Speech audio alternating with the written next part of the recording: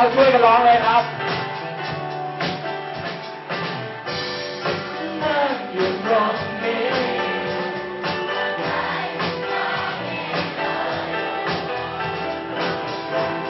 ก็ลองมาคิดดูเรานั้นโชคดีกว่าใครเพราะอะไรเป็นที่รักและฉันไม่ได้ฝันไปขอให้ลองเธอทางหากหัวใจของเราลอยไปในคืนนี้พร้อมๆกันโอ้ baby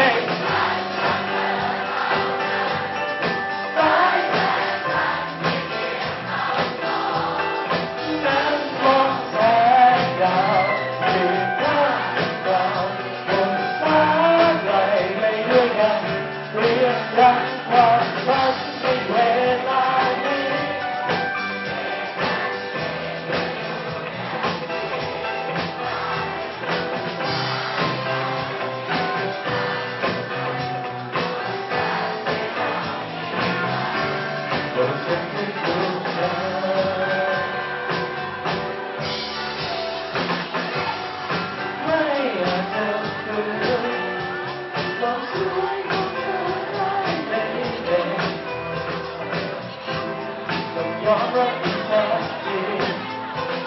ว่าเราโชคดีกว่าใครเพราะ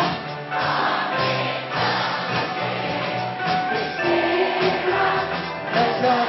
ไม่ได้ฝันไปขอ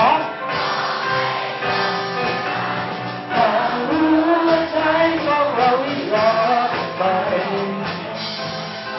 ในคืนนี้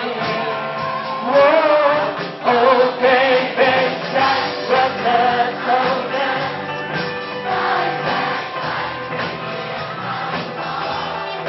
นั่งมองแสงดาวที่พัดเราบนฟ้าไหลไปด้วยกัน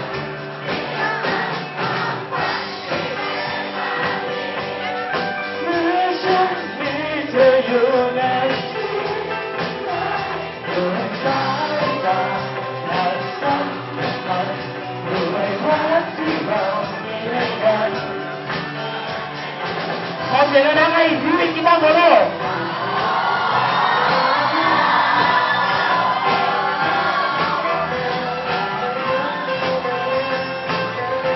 สุดท้ายช่วยกันร้องด้วยนะครับ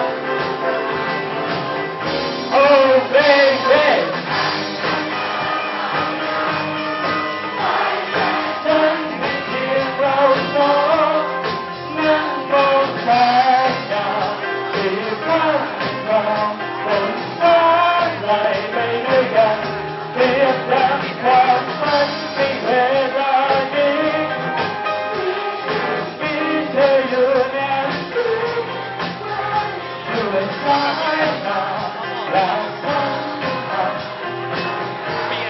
พร้อมๆกัน